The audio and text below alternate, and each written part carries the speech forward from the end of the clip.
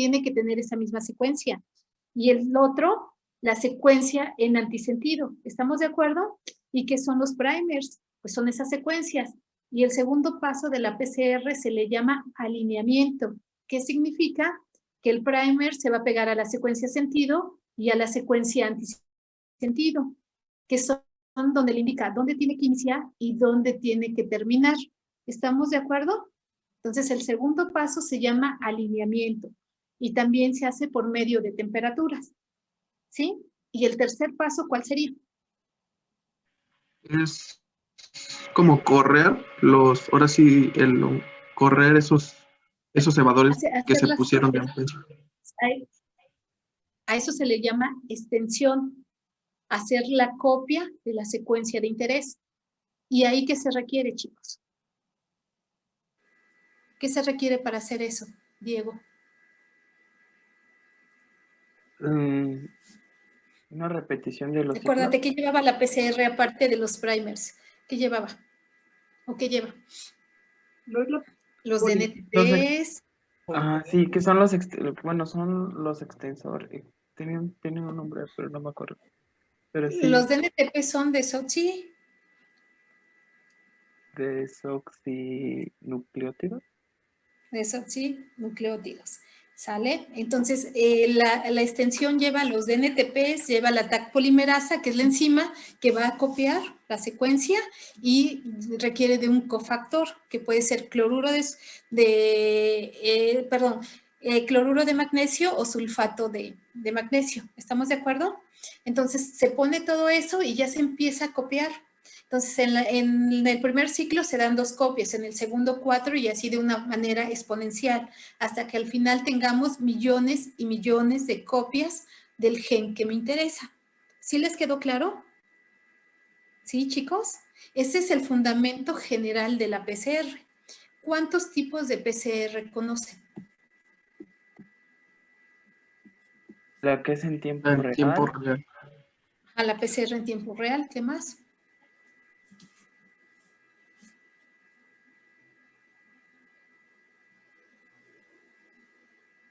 Había una que era competitiva, que recuerdo, sí, ¿no?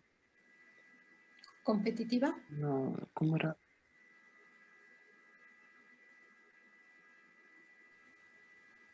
Pues creo que solamente esa la convencional y la de tiempo real. Bueno, es la convencional, que es la de punto final, ¿o no? La de tiempo real, la multiplex,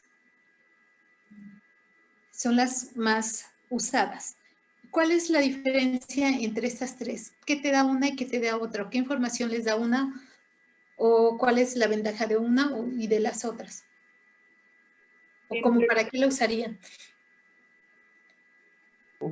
Pues la de tiempo real tiene mayor sensibilidad que la convencional. Pero, y es pero, más específica. pero te diría que es más cara. ¿Cuál es la ventaja de hacer una PCR en tiempo real, Diego? ¿Qué ventaja tiene de una punto final? ¿Qué ves en una de punto final y qué ves en una de tiempo real? Pues la de convencional pues sería como que la amplificación y la detección, pero de 2 productos en 2 etapas separadas. Y pues la de tiempo real sería que es todo en una misma etapa. No, Diego, recuerda que la convencional, tú haces la PCR y luego tienes que correr un gel y ver si amplificó tu inserto. Es la presencia o la ausencia. ¿Estamos de acuerdo? Y en la de tiempo real, ¿qué te da?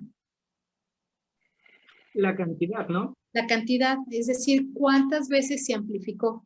¿Estamos de acuerdo? Entonces, esa es la ventaja que tiene la de tiempo real. Me dice cuántos amplificados tengo del gen que me interesa. ¿Y la multiplex? ¿Qué les dice? ¿Qué les dice el término? Ahí es de que, a diferencia de, por ejemplo, la convencional y en tiempo real, no es una sola muestra, una sola secuencia, ¿no? Son varias de manera simultánea.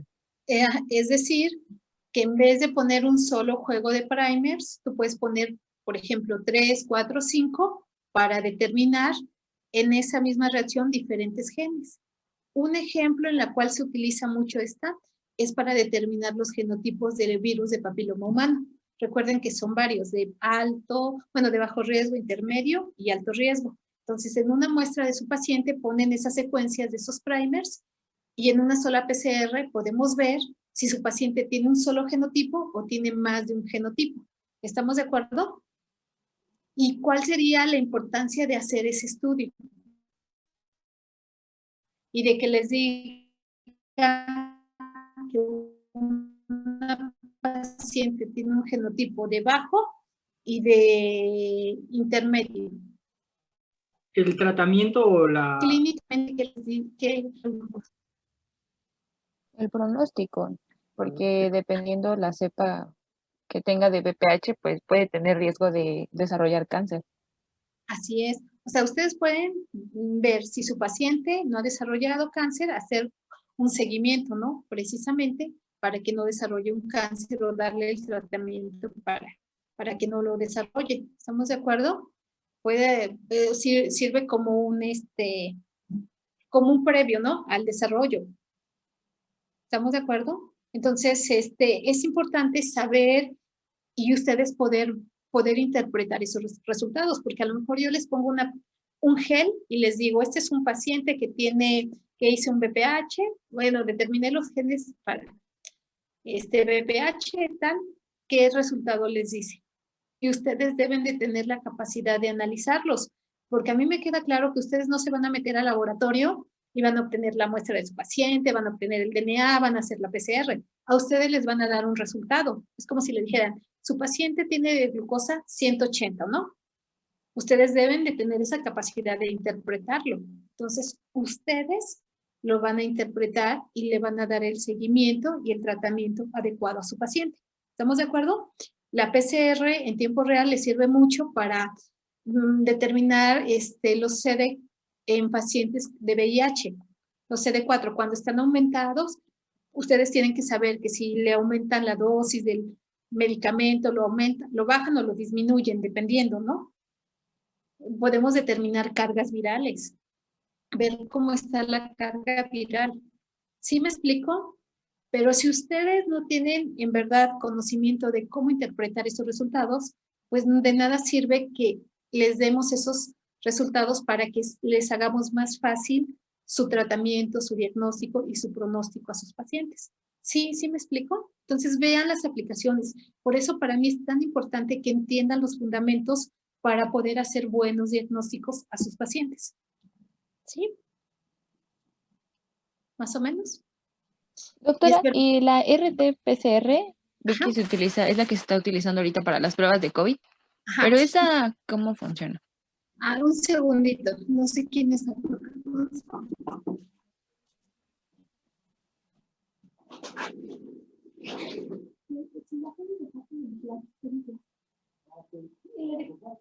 le dejé el dinero y el pago, si quieren pagar con esto, gracias. No te preocupes. Pero son los míos. Lo que decía la vigilancia. No está desde la mañana no está. Sí, papá, le dejé el dinero y todo. Porfis, discúlpame, pero es que sí.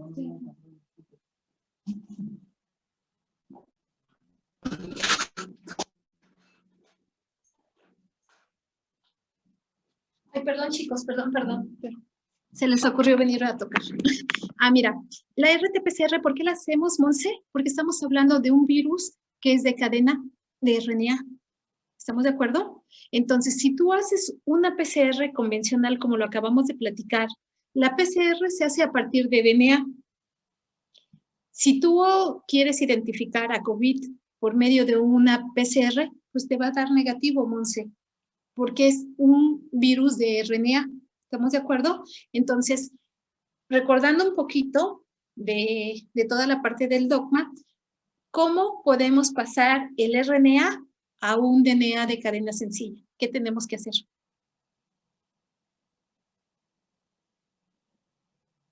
¿Una retrotranscripción? ¿Una transcripción inversa? Ajá, una transcriptasa reversa. Entonces, primero lo que hacemos es, tenemos el RNA del virus, usamos la RT, lo pasamos a un cDNA de cadena sencilla y luego ya hacemos una PCR convencional. ya hacemos el DNA de doble cadena. ¿Estamos de acuerdo? Por eso es importante saber el virus que vas a identificar, si es de DNA o es de RNA, y puedes meter esa variante en la RT-PCR. Por ejemplo, si no me equivoco, el virus de hepatitis C es también un virus de RNA. Entonces, cuando tenemos virus de RNA, hay que hacer una RT primero. ¿Sí, Monse? Gracias, doctora. Ok, no de nada. Entonces es por eso bien importante todas estas cosas. O sea, les digo, a lo mejor ustedes no lo hacen, pero nosotros que hacemos esa parte, pues si no hacemos la metodología correcta, pues no vamos a dar resultados correctos. ¿Estamos de acuerdo?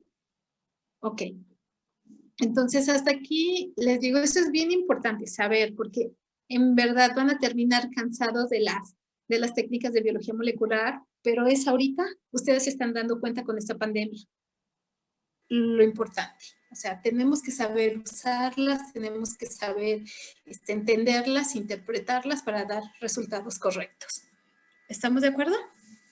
Ok, bueno, pues si quieren ahorita dejamos hasta aquí y ya la siguiente clase les doy el repaso de las técnicas de biología molecular. Necesito que se sienten, que repasen, bueno, ya más o menos vimos lo de la PCR, pero que repasen lo que es la PCR, los diferentes tipos de PCR, la RT-PCR, el Western blot.